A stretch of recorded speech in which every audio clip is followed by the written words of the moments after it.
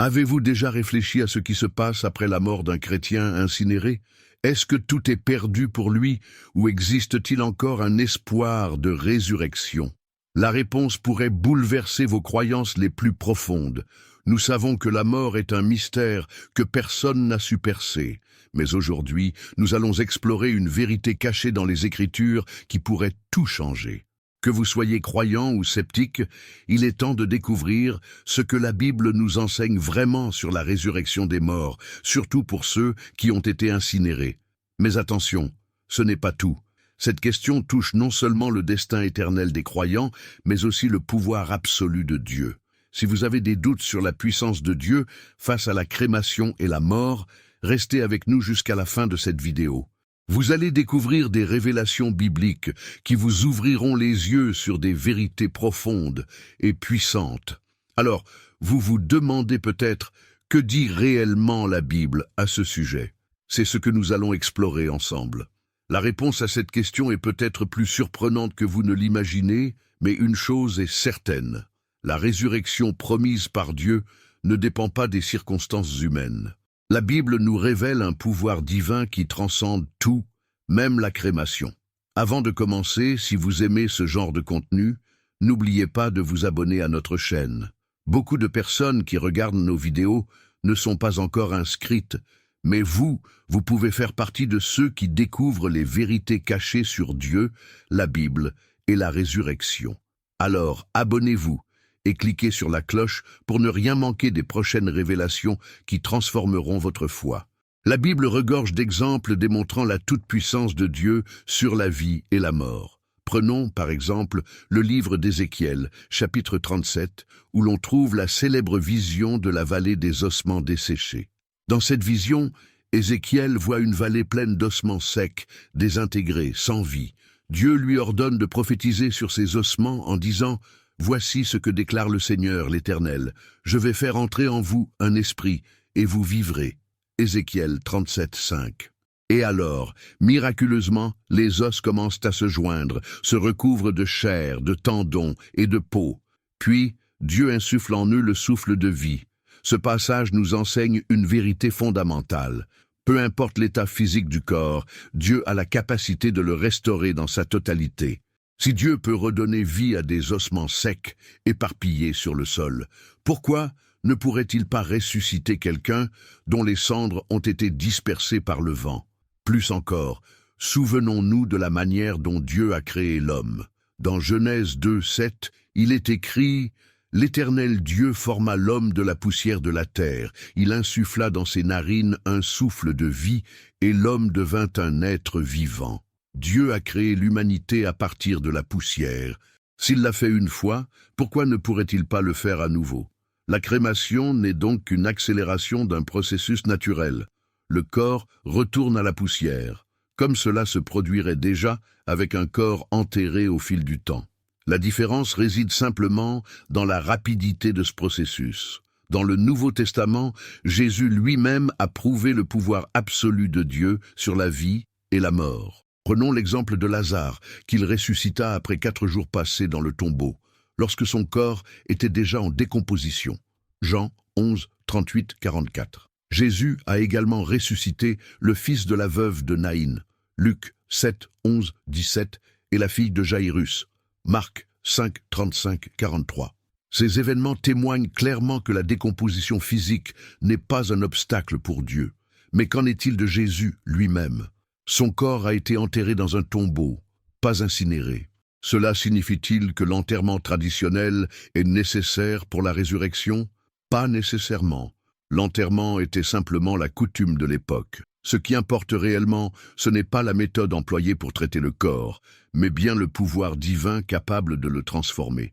Dans Philippiens 3, 21, Paul déclare « Celui qui transformera notre corps humilié pour le rendre conforme à son corps glorieux, par le pouvoir qu'il a de s'assujettir toutes choses. » Ce passage met en lumière que nos corps seront transformés et glorifiés, indépendamment de leur état physique à la mort.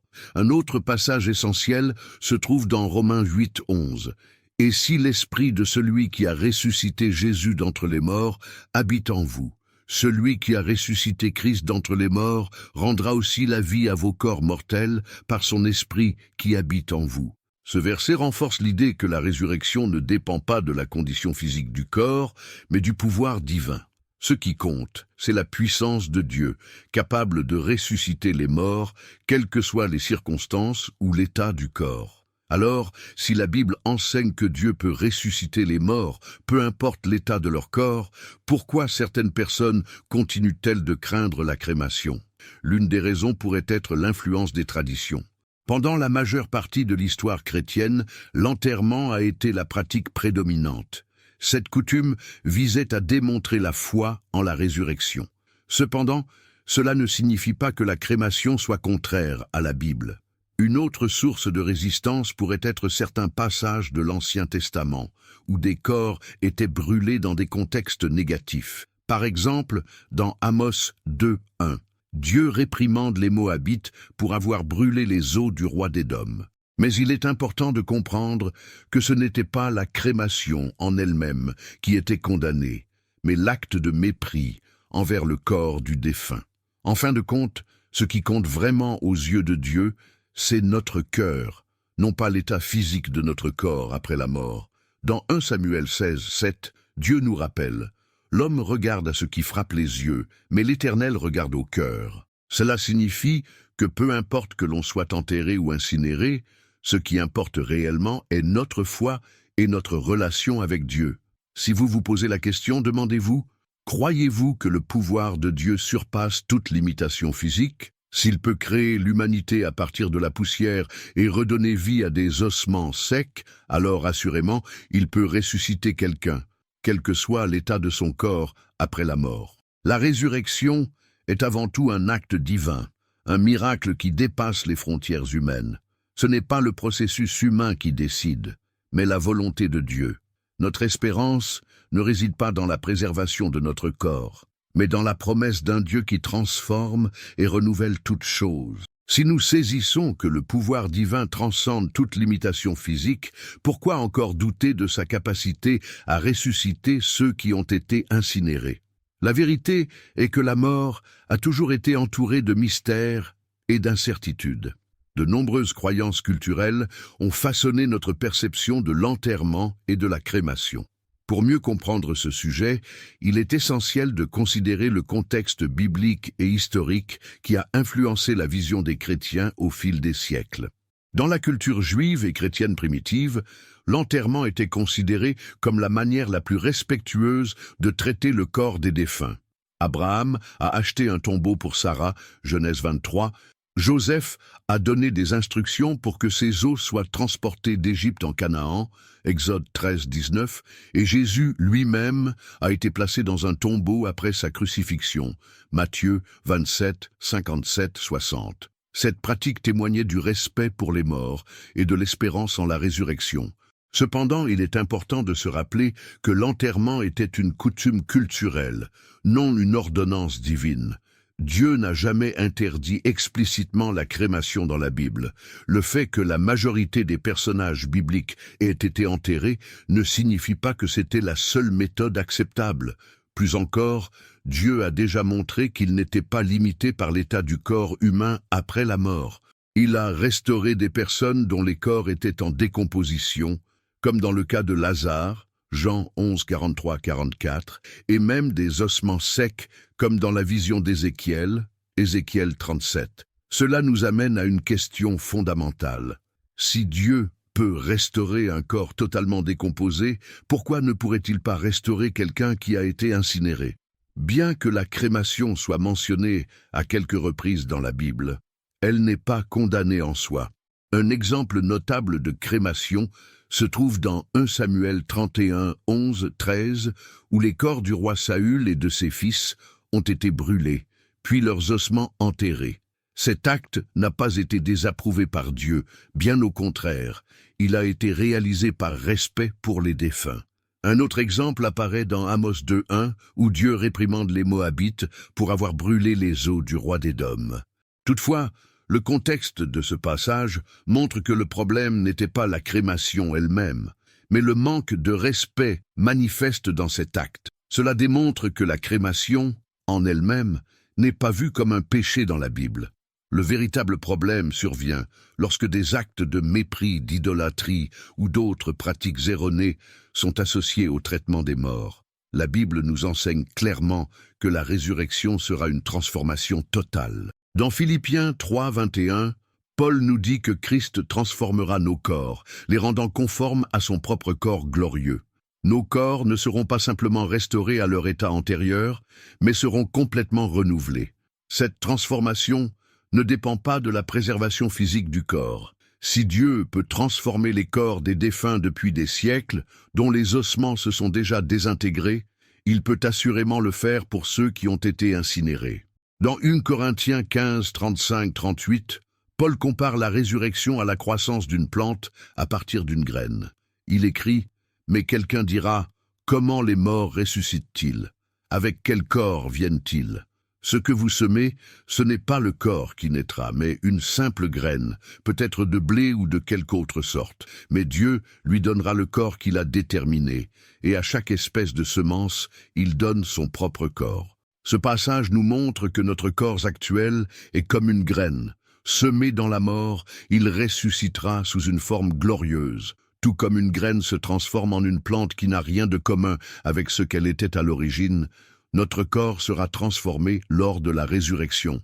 Cela nous montre que peu importe la manière dont notre corps est traité après la mort, que ce soit par l'enterrement ou la crémation, ce qui compte véritablement pour Dieu, c'est la transformation promise par la résurrection. Nos corps ne seront pas simplement restaurés à leur état originel, mais ils seront renouvelés, magnifiés et glorifiés dans une forme qui dépasse tout ce que nous pouvons imaginer. La promesse de la résurrection est un acte divin de transformation complète et rien ne peut empêcher Dieu de réaliser cette œuvre puissante. Face à toutes ces preuves bibliques, il devient évident que la méthode d'enterrement n'affecte en rien la promesse de la résurrection. Ce qui importe vraiment pour Dieu, c'est la foi.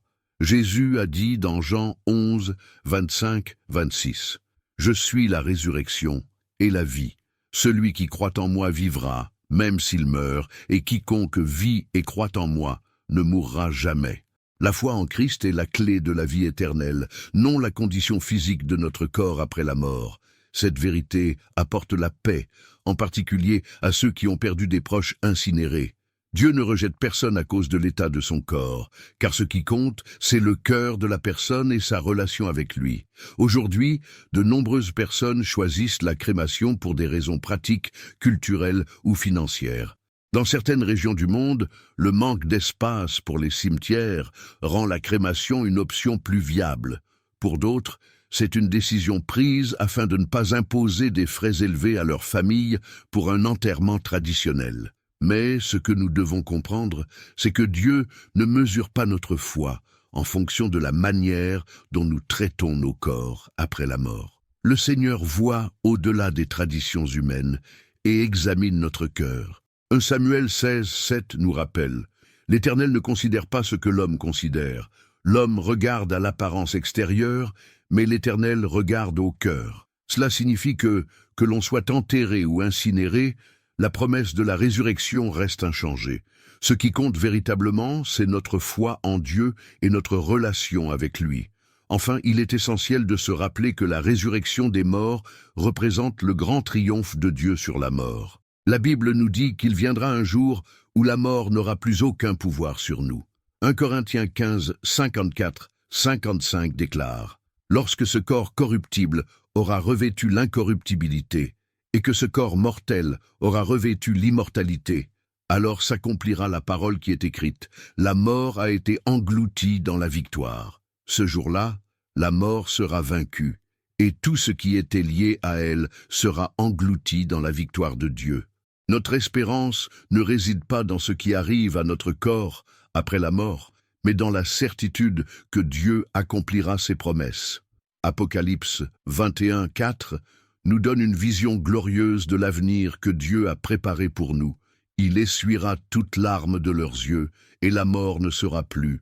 Il n'y aura plus ni deuil, ni cri, ni douleur, car les premières choses sont passées. C'est la promesse finale de Dieu, une vie éternelle avec lui.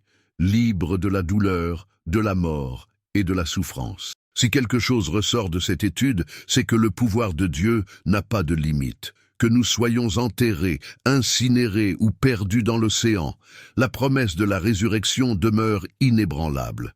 Alors, croyez-vous que la résurrection dépend vraiment de l'état physique de notre corps? Ou est-ce que c'est la foi en Dieu qui change tout? Partagez vos pensées et expériences dans les commentaires ci-dessous, car nous voulons savoir ce que vous en pensez. N'oubliez pas de vous abonner à la chaîne et d'activer les notifications pour ne rien manquer de nos vidéos transformantes qui vous dévoileront encore plus de vérités cachées sur la Bible et la foi chrétienne. En attendant, cliquez sur la vidéo recommandée à l'écran pour continuer cette aventure spirituelle. Que votre foi grandisse chaque jour davantage. Je suis Mathis Lefebvre et je vous dis à très bientôt.